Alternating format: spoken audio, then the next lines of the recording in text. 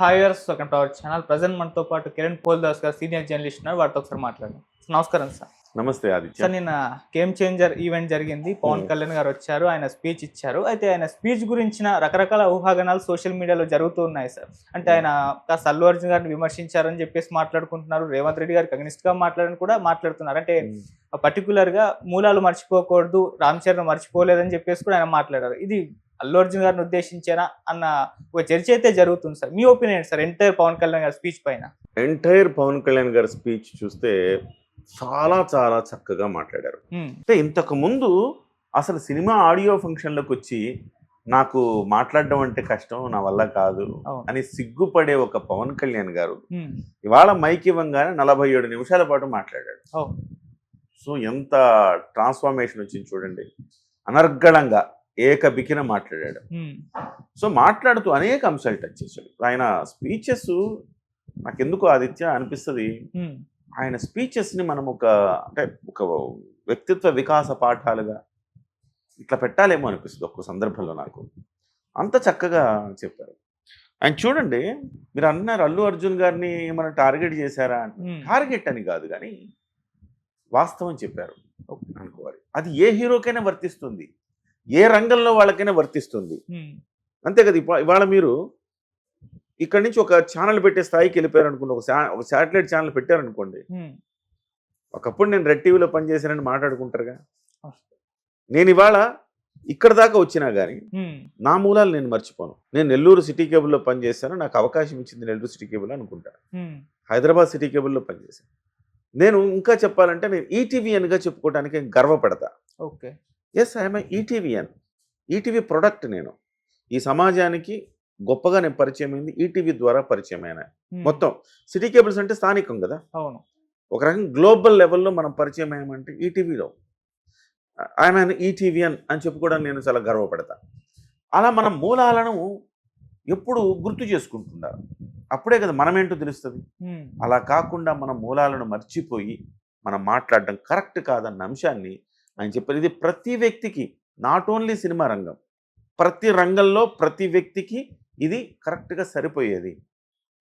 దాదాసాహెబ్ ఫాల్కే దగ్గర నుంచి మొదలుపెట్టి ఎన్ని పేర్లు చెప్పాడండి ఆయన. బహుశా మన సినిమా లవర్స్ అయిన మనలాంటి వాళ్ళకి కూడా తెలియకపోవచ్చు అన్ని పేర్లు. దాదాసాహెబ్ అంటాడు, దాదాసాహెబ్ ఫాల్కే అంటాడు, సత్యజిత్ రే అంటాడు, ఇంకొకరి పేరు అంటాడు. ఆ తర్వాత నాగిరెడ్డి గారు, ఎన్టీ రామారావు గారి దగ్గర నుంచి ఈ మధ్య కాలంలో వచ్చిన హీరోల వరకు అందరూ చెప్పాడు. చెబుతూ మనం వీళ్ళందరూ ఇవాళ సినిమా ఇండస్ట్రీ పరిఢవిల్లుతోందంటే వీళ్ళందరూ కారణం అని చెప్పాడు. ఇక్కడ ఎందుకు చెప్పాడు ఆ మాట అని చెప్పనా మీకు. అల్లు అర్జున్ గారు ప్రెస్ మీట్లు ఏమన్నారు మీకు బాగా గుర్తు. తెలుగు వాళ్ళ పరువు తీసి పైన పెట్టాలనుకున్నా నేను. అలాంటిది అరే నేను ఎంత గొప్పగా తెలుగు వాళ్ళ పరువు తీసి పైన పెట్టాలనుకున్నాను అంటే అల్లు అర్జున్ గారికి కనీసం తెలుగు భాష పట్ల పట్టు కూడా లేదు. ప్రాబ్లం అది. పరువు తీసి పెట్టడం అంటే, పరువు తీయడం అంటే తీసేయడం. పరువు తీసి నువ్వు ఎక్కడ పెట్టాలో పక్కన పెడితే పరువు అయితే తీసావు కదా, పరువు తీసి పైన పెట్టాలనుకున్నా అంటాడు. యాక్చువల్గా అక్కడ వాడాల్సిన పదము తెలుగు సినిమా గౌరవాన్ని మరో మెట్టెక్కించాలి, ఇలాంటి పదాలు ఏవో వాడాలి. ఆయన ఏమో ఆ పదం వాడాడు. సరే, ఆయన ఉద్దేశాన్ని మనం ఆ పద ప్రయోగాన్ని తప్పు పెట్టడం అనేది పక్కన పెట్టి ఆయన ఉద్దేశాన్ని మనం చెప్తే, ఆయన ఉద్దేశాన్ని అంతర్గతంగా దాని మీనింగ్ని మనం తీసుకుంటే ఆయన ఏం చెప్తున్నాడు, తెలుగు వాళ్ళ గౌరవాన్ని నేను ఆ స్థాయికి తీసుకెళ్ళాను, జాతీయ అవార్డు కొట్టాను. మీరెవరండి తీసుకెళ్ళటానికి? మీరు అంత గొప్పవాళ్ళగా ఫీల్ అవుతా ఉన్నారా? ఎంతోమంది అద్భుతమైన నటిను, ఒక ఎస్వి రంగారావు కంటే గొప్ప నటుల అనర్గళంగా ఒక డైలాగు, ఒక 4-5 పేజీల డైలాగు అనర్గళంగా చెప్పగలుగుతారు. SV Ranga Rao, NT Rama Rao, Kiran Nageswara Rao. వాళ్ళ తెలుగు సినిమా రంగం ఉందంటే వీళ్ళు కదండి. సో ఈ అంశాన్ని పవన్ కళ్యాణ్ గారు గుర్తు చేశారు. అన్యాపదేశంగా అల్లు అర్జున్ గారికి, అల్లు అర్జున్ నువ్వు ఇలా ఆలోచించాలి అని చెప్పే ప్రయత్నం చేశారు ఆయన పేరు చెప్పకుండా. ఇది కదా. సో అందుకే నేను అంటున్నా, వ్యక్తిత్వ వికాస పాఠంగా పెట్టాలి అలాంటి స్పీచ్లు ఇస్తున్నాడు ఈ మధ్య. సో ఆ రకంగా ఆ అంశంలో అల్లు అర్జున్ గట్టి కౌంటర్ ఇచ్చాడు. అట్ ద సేమ్ టైం అదే ఫ్యామిలీలో రామ్ చరణ్ వ్యక్తిత్వాన్ని ఆయన ఒక ఆకాశానికి ఎత్తేశాడు. రామ్ చరణ్ అంటే రాముడి పాదాల చెంత ఉండే ఆంజనేయుడు. ఆంజనేయుడుకున్నంత సహనం, ఓర్పు, శక్తి రామ్ చరణ్కు ఉన్నాయని చెబుతూ ఆయనలాగే ఈయన శక్తి ఈయనకు తెలియదు, అంత గొప్పవాడు, అందరివాడు, అందరూ ఇష్టపడతారు ఇతన్ని, ఇతని వ్యక్తిత్వం అలాంటిది, అందరూ బాగుండాలనుకుంటారని రామ్ చరణ్ ఎంత ఎత్తుకి ఎదిగినా ఒదిగి ఉండే తత్వాన్ని కంపేర్ చేసి చూపించాడు. ఓకే. దీని నుంచి అల్లు అర్జును, పవన్ కళ్యాణ్ గారు నా గురించే చెప్పారా, నా గురించి ఆయన ఎట్లా చెప్తాడని నెగిటివ్ తీసుకుంటే ఆయన ఎవడు బాగు చేయలేడు. ఎస్, ఆయన చెప్పిన దాంట్లో నిజమే ఉంది కదా, మనం ఎక్కడో తప్పు చేస్తున్నాము, మన క్యారెక్టర్ని కరెక్షన్ చేసుకోవాల్సిన సమయం ఆసన్నమైందని ఆయన అనుకుంటే అల్లు అర్జున్ గారు డెఫినెట్గా అద్భుతమైన నటుడు. నేను చాలా సందర్భాల్లో చెప్పా, అల్లు అర్జున్ అద్భుతమైన నటుడు, అందులో డౌట్ ఎవరికీ లేదు. ఈవెన్ పవన్ కళ్యాణ్ గారు ఒప్పుకుంటారు, నాకంటే గొప్ప నటులే మీరు అందరూ అని చెప్పి ఒప్పుకుంటారు. సో అలాంటి అద్భుతమైన నటుడు ఒక చిన్న క్యారెక్టర్ మిస్టేక్ వల్ల తను పాడైపోతున్నాడన్న ఒక బాధతోనే నేను కూడా చెప్తున్నాను తప్ప అంతకు మించలేదు. అల్లు అర్జున్ గారికి అయితే గట్టిగానే ఈ హత్తుకు అంటే తాకు ఉంటుంది, హృదయానికి తాకు ఉంటుంది. అది నెగిటివ్గా తాకించుకుంటాడా, పాజిటివ్గా తాకించుకుంటాడా, ఆయన ఆలోచించే విధానాన్ని బట్టి ఉంటుంది. చాలా చక్కగా చెప్పారు. నాట్ ఓన్లీ అల్లు అర్జున్, నేను అంటుంది అందరికీ ఇది వర్తిస్తుంది. First point. Okay sir. రెండోది, ఆయన సినిమా ఇండస్ట్రీకి సంబంధించి జగన్మోహన్ రెడ్డి గారికి మళ్ళీ ఒక్కసారి వేశాడు, గట్టిగా దించాడు. జగన్మోహన్ రెడ్డి గారు వంగి వంగి దండాలు పెట్టించుకున్నాడు. అలాంటి సంస్కృతి కూటమి ప్రభుత్వంలో లేదు. నిజం చెప్పాలంటే ఇవాళ తెలంగాణ ప్రభుత్వం కంటే ఆంధ్రప్రదేశ్ ప్రభుత్వమే సినిమా రంగానికి ఊతమిస్తోంది అని కూడా చెప్పుకోవాలి మనం. సో అలాంటి సిచ్యువేషన్కి నేను తీసుకురాను. అసలు హీరోలు ఎందుకయ్యా రావాలి? హీరోలు కాకుండా దర్శకులు, నిర్మాత వస్తే సరిపోద్ది కదా, టికెట్ రేట్ హైక్ చేస్తాం కదా, మీరు ఎందుకు రావటం అని ఒక మాట అన్నాడు. వాస్తవానికి అందులో ఆయన అన్నాడు, కానీ వాస్తవానికి ఇప్పుడు హీరో మోసే సినిమాలు ఇవన్నీ, దర్శకుడు మోసే సినిమాలు కాదు ఇవి. ఒక రాజమౌళి దర్శకుడు మోస్తాడు.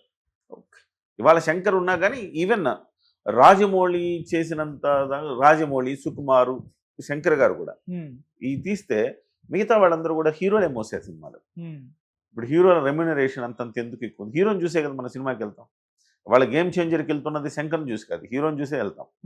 సో ఆ రకంగా హీరో సెంట్రిక్గా మారిపోయినందుకు ఇవాళ హీరో కూడా వెళ్ళాల్సి వస్తుంది. కానీ వాస్తవానికి ఆయన చెప్పింది కరెక్ట్. హీరోలకి ఏం సంబంధం? నిర్మాత వచ్చి మాట్లాడుకుని వెళ్ళిపోవాలా, అది ఆ అంశాన్ని చెప్పాడు. అక్కడ జగన్మోహన్ రెడ్డి గట్టి కౌంటర్ ఇచ్చాడు. మూడో అంశము టికెట్ ధరల పెంపుకు సంబంధించిన అంశం చాలా లాజికల్గా చెప్పాడు. మీరు అందరూ అనుకుంటున్నారు, నిజంగా అపోహ కదా, ఎవరు చెప్పలా ఈ అంశాన్ని, ఏ ప్రభుత్వం చెప్పలే ఇప్పటివరకు. రూపాయి పెంచితే ఆ రూపాయల 18 పైసలు ప్రభుత్వానికి వస్తుంది. టికెట్ ధరలు పెంచడం ప్రభుత్వానికి ఆదాయం వస్తుంది. ఆదాయం వస్తేనే కదా మీకు మేము మౌలిక సదుపాయాలు కల్పించగలము.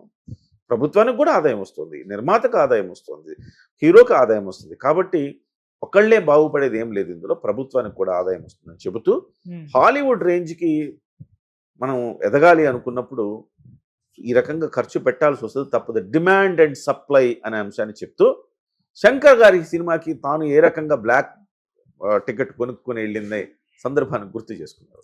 ఈ రకంగా టికెట్ పెంపు ఈ మధ్య ఎవరో 2-3 అంటా ఉన్నారు, సిపిఐ రామకృష్ణ లాంటి వాళ్ళు, వీళ్ళందరూ కూడా టికెట్ ధరలు పెంచడాన్ని తీవ్రంగా వ్యతిరేకిస్తున్నామని చెప్తున్నారు. మరి పుష్ప 2 అప్పుడు మాట్లాడలేదు, వీళ్ళంతా ఇప్పుడు మాట్లాడుతున్నారు. సరే, ఈవెందో దానికి సంబంధించిన లాజికల్గా సమాధానం చెప్పాడు, అదొకటి అంశాన్ని. సో ఇట్లా ప్రతి అంశం కూడా, ఇంకోటి సినిమా వాళ్ళకు కూడా చెప్పాడు. ఊరికే మీరు టాలీవుడ్, బాలీవుడ్, మాలీవుడ్, శాండల్వుడ్, అది కర్ణాటక, ఇలా అనుకోవడం కాదయ్యా. హాలీవుడ్ని చూసి, పులిని చూసి నక్కవాతలు పెట్టుకున్నట్టుగా మన అస్తిత్వం ఇండియన్ సినిమా. ఇది ప్లీజ్ ఇండియన్ సినిమా అనండి.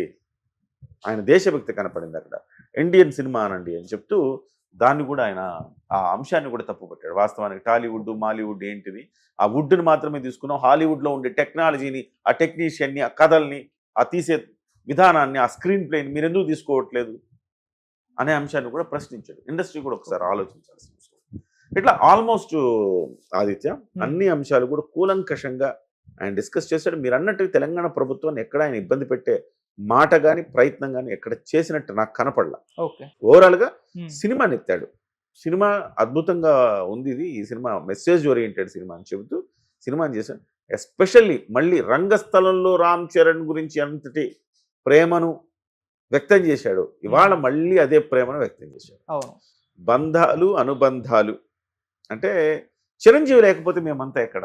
ఇవాళ మీరు ఓజీ ఓజీ ఓజీ అంటుంటే ఓజీ ఓజీ అన్న, డిప్యూటీ సీఎం అన్న, సీఎం అన్న, పవన్ కళ్యాణ్ అన్న, రామ్ చరణ్ అన్న, గ్లోబల్ స్టార్ అన్న, ఇవన్నీ కూడా ఆద్యుడు మూలం చిరంజీవి గారే, ఆయన అవును. లేకపోతే మేము ఎక్కడ ఉన్నాం అన్నాడు.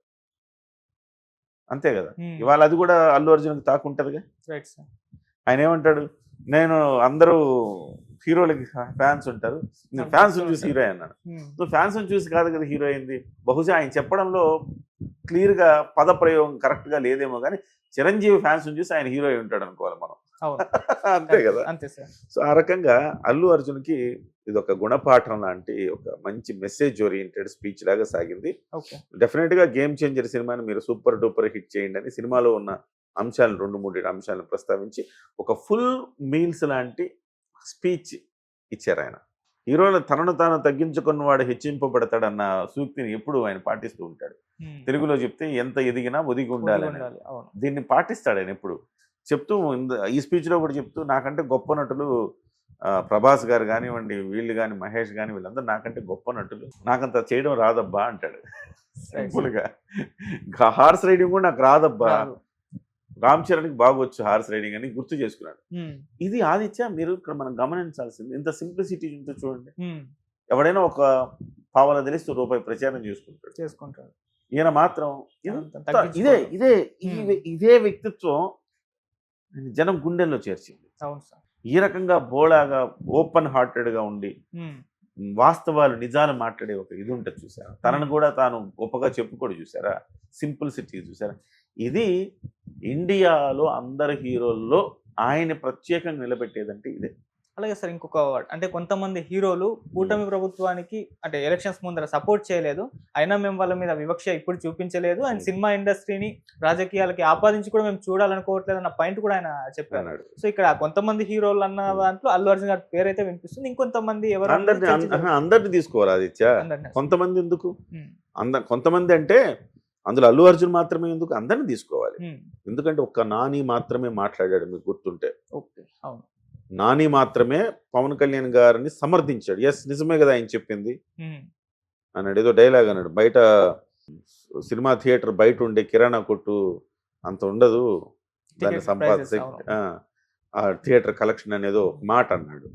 సో ఒక రకంగా చెప్పాలంటే ధైర్యంగా ఉండాలి కదా ఇండస్ట్రీలో కూడా. అంత భయపడే పరిస్థితులు లాస్ట్ టైం ఉన్నాయి.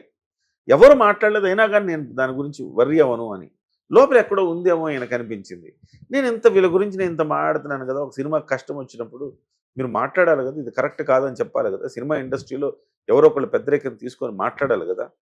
ఇండస్ట్రీలో ఎవరికి వారే యమునా తీరే అవడం ఏంటి అనే ఒక బాధ ఎక్కడో ఉంది ఆయనకి. వాళ్ళ అన్నయ్య గారిని పెద్దగా సినిమా పెద్దగా అంటే ఒప్పుకోలేదు, ఒక వర్గం ఒప్పుకోలేదు. ఒక వర్గం ఆయన ఏంటి మాకు పెద్ద అనే తత్వంలో బిహేవ్ చేశారు. ఆయనకు మనసు గాయపడి నేను సినిమా పెద్దగా ఉండాల్సిన అవసరం లేదు, బిడ్డగా ఉంటానని చెప్పేశారు చిరంజీవి గారు. ఇవాళ సినిమా పెద్ద లేని లోటు కనపడుతోంది. ఇలాంటివి వచ్చినప్పుడు ఎవరో ఒకళ్ళు మాట్లాడాలిగా. ఇప్పుడు కూడా చూడండి, ఏకతాటి మీద సినిమా రంగం ఉందా, లేదు. ఇష్టానుసారం కమర్షియల్ అయిపోయింది. అల్లు అర్జున్తో సినిమా తీయాలి, అల్లు అర్జున్ జాతీయ స్థాయి ఉత్తమ నటుడు అయ్యాడు కాబట్టి ఆయన ఏదో ఒక రోజు డేట్లు ఇస్తాడు, మనకు సినిమాకి మనం తీసుకోవచ్చని నిర్మాతలు, మనం డైరెక్ట్ చేయొచ్చని దర్శకులు, మనం ఆయనతో నటించవచ్చు అని హీరోలు హీరోయిన్లు వరుసగట్టారు మనం. కానీ వాస్తవం ఏంటి, మీరు సినిమా పెద్ద ఉండుంటే సినిమా పెద్ద ఎవరైనా కూర్చొని డిస్కస్ చేసేవాళ్ళు, ఎట్లా ఈ ఇష్యూస్ సార్ట్అవుట్ చేయాలి. అల్లు అర్జున్ పిలిచి మందలించి ఇట్లా కాదు కదయ్యా నువ్వు చేయాల్సింది, వెంటనే అరవింద్ గారు మీరు వెళ్ళి అది చేయండి ఇది చేయండి. ఒక సిస్టమ్ లేదు కదా. ఆ సిస్టమ్ లేని ఒక లోటుని ఇప్పుడు తెలుస్తూ ఉంది. అది అదే అంశాన్ని ఆయన నర్మగర్భంగా అన్నాడు. ఆయన ఆ మాట అన్నాడంటే ఆయన మనసులో బాధ ఉందనే. ఆ రోజు ఎవడు ముందుకు రాలేకపోతే 10 రూపాయలు 20 రూపాయలు పెట్టి ఎంఆర్ వాళ్ళు తమ్మించారంటే టికెట్లు. ఎంత దౌర్భాగ్యం అండి, ఎంత శాడిజం జగన్మోహన్ రెడ్డి ఆ రోజు. శాడిస్ట్ లాగా బిహేవ్ చేసి అతను చేశాడు. కానీ ఒక్కడు ప్రశ్నించలేదే. ఎఫ్డిసి చైర్మన్గా ఉన్నాడు మెంటల్ కృష్ణ, ఎవరు పోసాని కృష్ణ, వాడు మాట్లాడలేదు. ఆలీ ఉన్నాడు, ఆలీ మాట్లాడలేదు. ప్రభుత్వంలో ఉన్నారు కదా వాళ్ళు. ఆలీ అనేవాడు పవన్ కళ్యాణ్ గారు ఎంత విలువిస్తాడు ఆలీ అనేవాడికి, వాడు మాట్లాడలేదు. ఇతను పోసాని కృష్ణమూర్తి మాట్లాడలేదు, ఎవరు మాట్లాడలేదు. పెద్ద పెద్ద హీరోలు దర్శకులు సినిమా నిర్మాతలు ఆ నలుగురు కూడా ఉన్నారు, ఆ నలుగురు అంటారు కదా నిర్మాతలు, వాళ్ళు ఎవరు మాట్లాడలేదు. సో ఈ పరిస్థితి వచ్చింది. సో మీలో మీరు కలిసికట్టుగా లేకపోతే ఇండస్ట్రీ ప్రభుత్వానికి లోకు అవుతుంది ఫస్ట్ థింగ్. రెండవ అంశం, సినిమాకు సంబంధించి అంశాలు ప్రభుత్వాలు కూడా ఆ విషయాల్లో జోక్యం చేసుకోకూడదు టూ మచ్గా ఉమ్, అనేది ఆయన చెప్పకనే చెప్పాడని చెప్పుకోవాలి. ఇందులో రైట్. మీరు బహుశా నాకు ఇంతకుముందు మీరు అడిగింది తెలంగాణ ప్రభుత్వాన్ని కూడా కాస్త ఉమ్, గిచ్చినట్టు చురకలు చురకలు అంటించినట్టుగా అంటించినట్టుగా అనుకోవచ్చా అని. ఉమ్, కానీ సినిమా ఆల్రెడీ ఆయన స్పష్టంగా చెప్పాడు కదా, రేవంత్ రెడ్డి గారు మంచి నిర్ణయమే తీసుకున్నారు, కరెక్ట్గానే వ్యవహరించారు. అందులో సినిమా ఇండస్ట్రీ తప్పు ఉంది కాబట్టి ఎవరు వెనకేసుకురాలేరు. ఓకే. నిజంగా తప్పు లేనప్పుడు కూడా ఎవరు మీరు మాట్లాడలేదు కదా, ఉమ్, ఇది ఆయన అంటుంది. ఉమ్, ఒక నాని సినిమా రిపబ్లిక్ సినిమాకి దగ్గర నుంచి స్టార్ట్ అయింది ఇబ్బంది పెట్టడం. అవును సార్. నాని సినిమాకి కూడా నాని మాట్లాడాడు. నాని ఏ స్థాయి హీరో అండి, నెంబర్ 1 స్థాయి కాదు కదా, పాన్ ఇండియా స్థాయి హీరో కాదు కదా. ఈవెన్ దో అంత ధైర్యంగా నాని మాట్లాడంటే మిగతా వాళ్ళందరికీ ఏమైపోయినాయి, నోర్లు పడిపోయినాయి.